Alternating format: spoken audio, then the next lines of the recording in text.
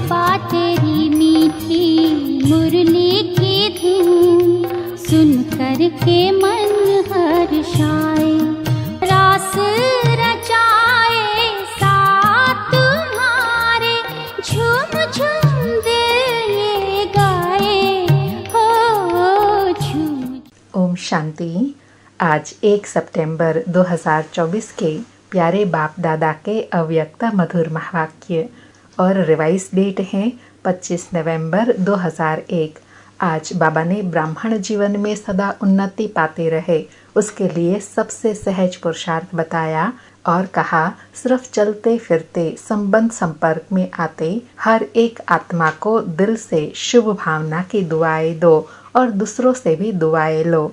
बाबा कहे चाहे कोई भी कुछ भी दे, बद्दुआ भी दे, लेकिन आप उस बद्दुआ को भी अपने शुभ भावना की शक्ति से दुआ में परिवर्तन कर दो।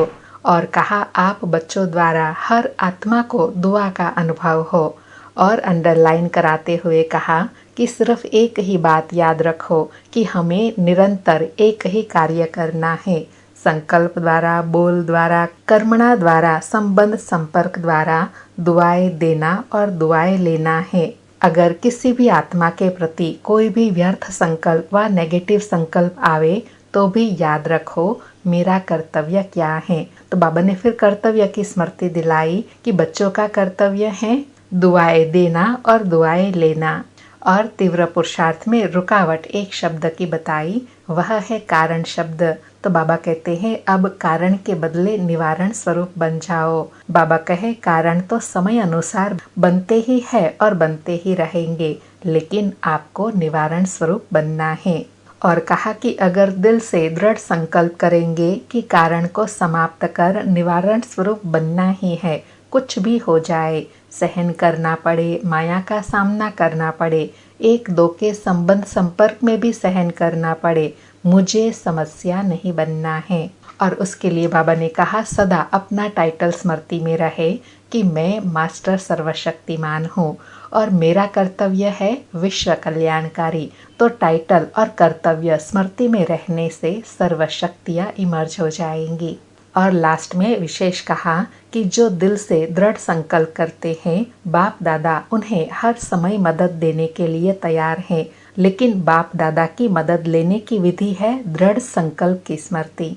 सुनते हैं प्यारी बाप दादा के इन अव्यक्त मधुर महावाक्यों को विस्तार से।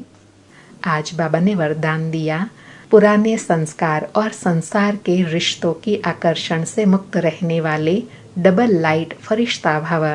स्पष्टीकरण है, फरिश्ता अर्थात पुराने संसार की आकर्षण से मुक्त, न संबंध रूप में आकर्षण हो, न अपनी देह व किसी देहधारी व्यक्ति या कोई वस्तु की तरफ आकर्षित हो। ऐसे ही पुराने संस्कार की आकर्षण से भी मुक्त, संकल्प, वृत्ति व वाणी के रूप में कोई संस्कार की आकर्षण न हो। जब ऐसे सर्व आकर्षणों से अथवा व्यर्थ समय, व्यर्थ संग, व्यर्थ वातावरण से मुक्त बनेंगे, तब कहेंगे डबल लाइट फरिश्ता। बाबा कहे डबल लाइट फरिश्ता कब बनेंगे? जब पुराने स्वभाव संस्कार सब से मुक्त बन जाएंगे, संकल्प, वृत्ति और वाणी सब के आकर्षण से मुक्त बनेंगे, तब डबल लाइट फरिश्ता स्थिति का अनुभव कर सकेंगे।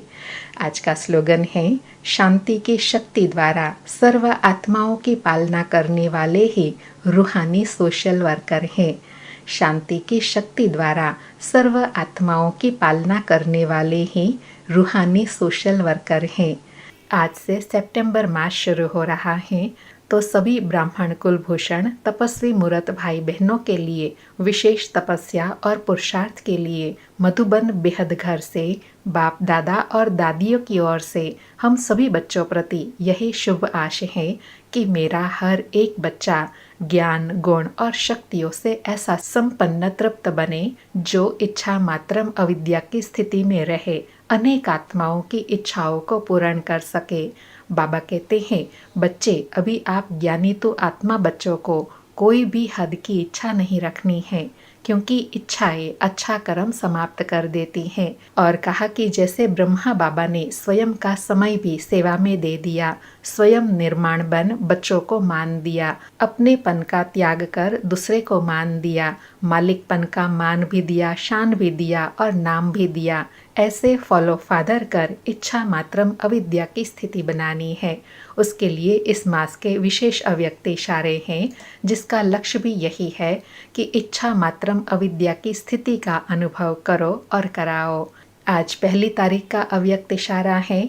बाबा कहे, इच्छा मात्रम अविद्या, यह स्थिति देवताओं की नहीं, आप ब्राह्मणों की है, क्योंकि देवताई जीवन में तो इच्छा व न इच्छा का सवाल ही है। यहाँ इसकी नॉलेज है, इसलिए इच्छा मात्रम अविद्या की स्थिति में रहना है। इसी को ही ब्राह्मण जीवन कहा जाता है। इस ब्राह्मण जीवन में सर्व प्राप्ति संपन्न हो, सर्व की इच्छाओं को पूर्ण करने वाले कामधेनु हो। आज के अव्यक्त इशारे में विशेष बाबा ने अभ्यास करने के लिए कहा कि मैं आत्मा सर्व प्राप्ति संपन्न हूँ, कामधेनु हूँ। मुझे कोई इच्छा नहीं है, लेकिन मुझे हर आत्मा की इच्छाओं को पूर्ण करने के निमित्त बनना है। अच्छा, ओम शांति। शुक्रिया बाबा, शुक्रिया।